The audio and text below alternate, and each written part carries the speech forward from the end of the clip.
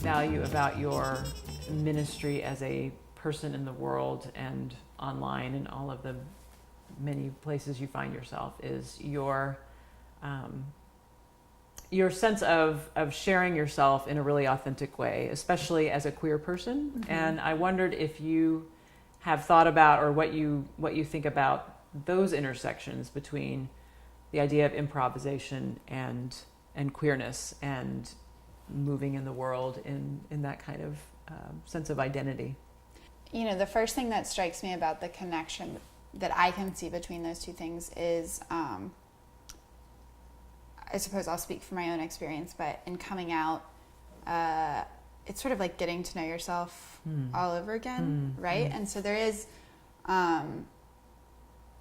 just this kind of constant feeling of discovery and permission giving to let yourself be and go to places that you kind of wouldn't have predicted. Yeah. And just saying yes to those things and sort of letting them be, I think is at least for me, you know, I was sort of mostly aware that I wasn't straight for about 10 years before I came out. And a lot of those 10 years was saying no, over and over and over again. And no, this can't be, and no to that possibility, and no, there are no possibilities. Yeah. And the years, I've been out for 7 years now, and all of those years have been yes years, right?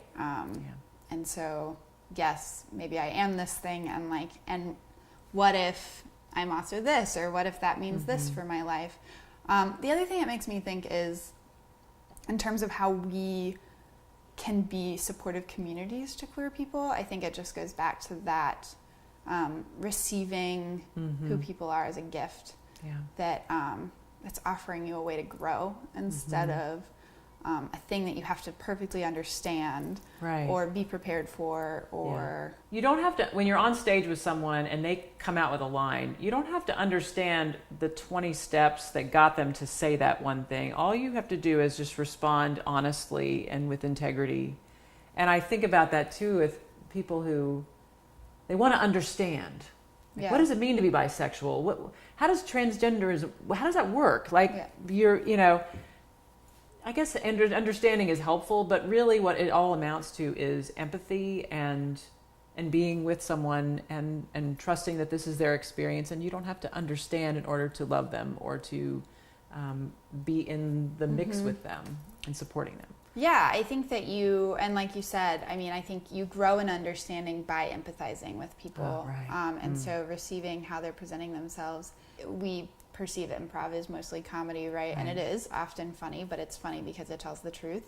At least in part because you don't have time to think of a lie, right? You're like drawing from some grain of truth. Yeah, TJ and Dave say we being honest is easier. Like that's just, I mean, it's much easier just to be honest than to try to be, you know, clever. Right.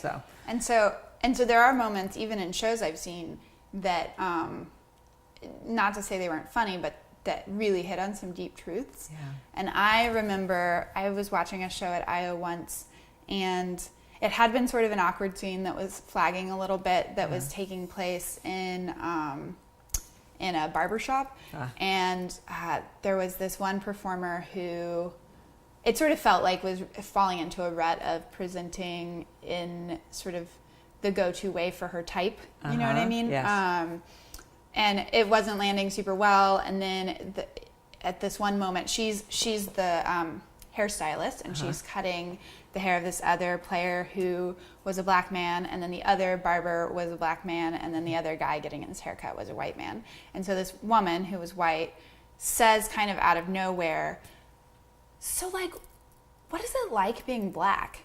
And like the whole theater goes silent, and most of us are students watching, right? And we're just like, this is gonna be bad. What a terrible line. And there's just this like one brief pause, and then somebody does the side run to clear the stage. And they reconfigure, and suddenly the two men who are black are now sitting side by side in chairs, and it's like they're in a car. And the woman has left the stage. The white man is still on stage, and there's another white man who comes out.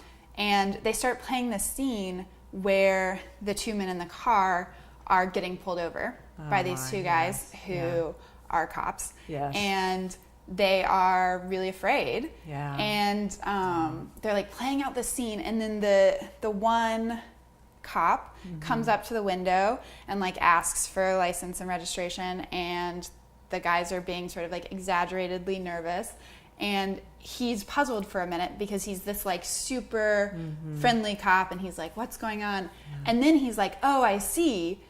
And he starts naming all of these like realities of being a black man in the United States, and this history of violence with police, and it's just this like it turned sort of the dynamics of the scene on its head in a way that like didn't stop being funny ever, but also hit on some truths that I feel like we couldn't have just had a conversation about in the same way, right?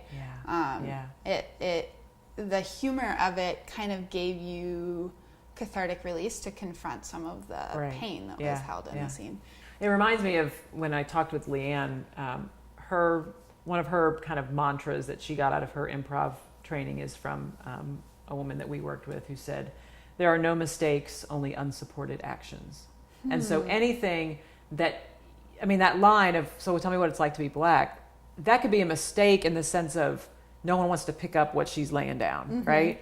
But they supported that action in a really interesting way, and just things opened up in a really, and I love the way they just leaned into that. You know, it must have been an amazing thing to watch that happen. Yeah, the energy shift was like really palpable. Right. And that's when you see in a very tangible and real way, this is a meaningful thing that we're doing, right? Yeah. One of the things I hear throughout what you've been saying is just the importance of curiosity and not being afraid of what you're curious about. You know, the sort of, what if I dealt with feeling anxious and perfectionistic by doing that, leaning into that so much that, you know, and that to me is an improvisational orientation, which I think is one of the things that makes this tool and approach to life so powerful.